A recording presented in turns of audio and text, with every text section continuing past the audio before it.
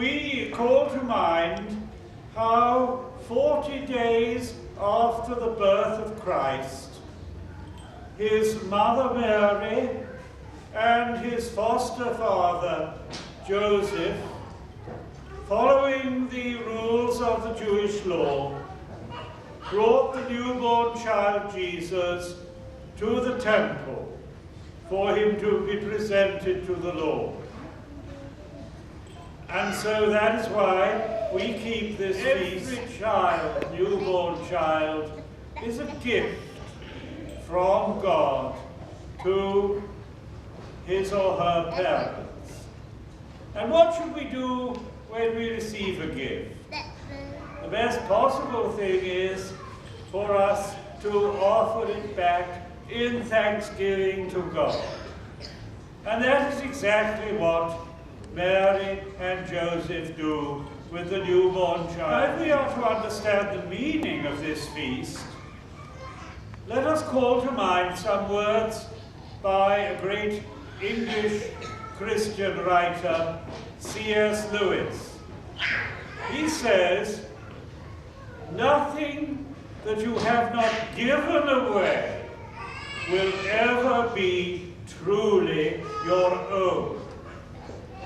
Nothing that you have not given away will ever be truly your own. Let us ask this question. What kind of an animal is the human animal? Some people say the human animal, man, is an animal that laughs and weeps. And that is, of course, true. A sense of humor, a sense of tragedy, they are an essential part of what it is to be human. But that doesn't bring us to the heart of the matter, what it is to be a human being. A second way of describing the human being, man, is to say, as the Greek philosophers said, that man is a rational animal, a logical animal. Man is an animal who thinks, who can reason, who can argue. At the beginning of the modern era, in the early 17th century, the philosopher Descartes described the human being in exactly that way.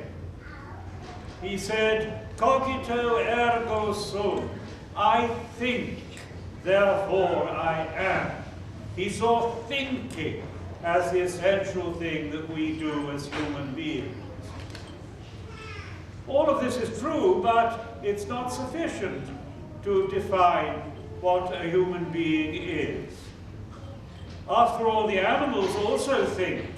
If you put a banana in a cage and you have a complicated door into the cage with a curious door handle, and a monkey comes along and wants to get at the banana, he will start fiddling with the door handle, trying to open the door, turning it this way and that. And all the time he's doing something very similar to what we humans would do in that situation. He is thinking. So animals also solve problems. We might think then of a third definition of the human animal. And this again comes from the Greek philosophers. Aristotle said, the human being is a political animal. Zoon politikon. And he didn't mean political in the modern sense of a political party. He didn't mean human beings support political parties, although they do that sometimes. But he meant political in a broader sense. The human animal is created to live in a city, in Greek polis. We humans are created to be part of an organized society, to be interdependent, to relate to others. The human animal is a social animal. one of the most important things about human animals is that we love one another.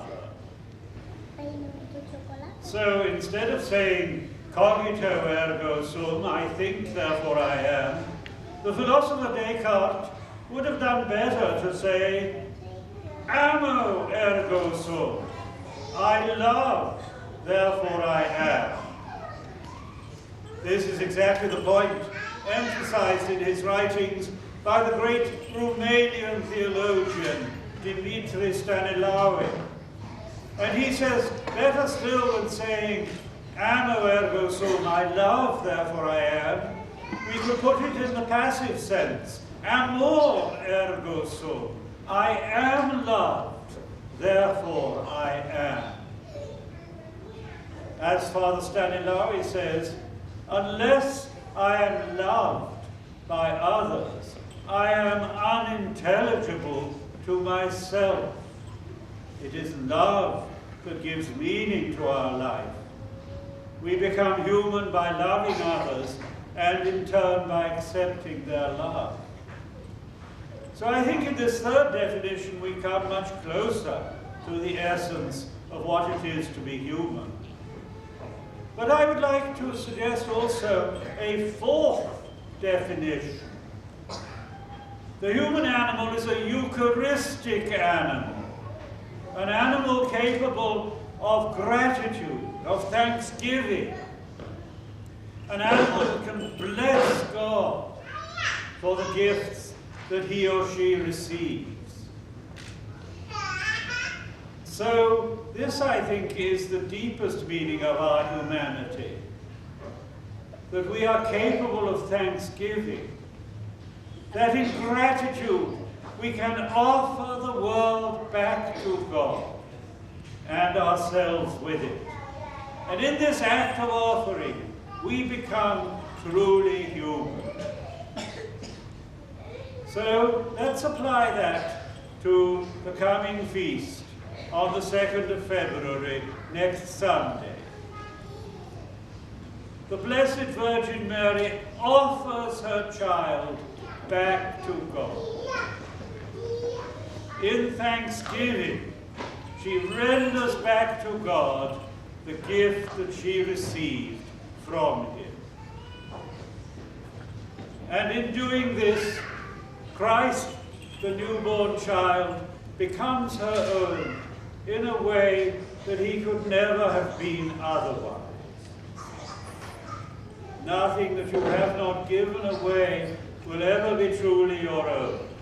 The Blessed Virgin Mary realizes this, and in offering Christ back to God, she knows that Christ becomes her own in a way that can never be taken from her. So let us learn from the example of the Holy Virgin. If we are to be truly human, if we are to have joy and meaning in our life, let us learn to be grateful.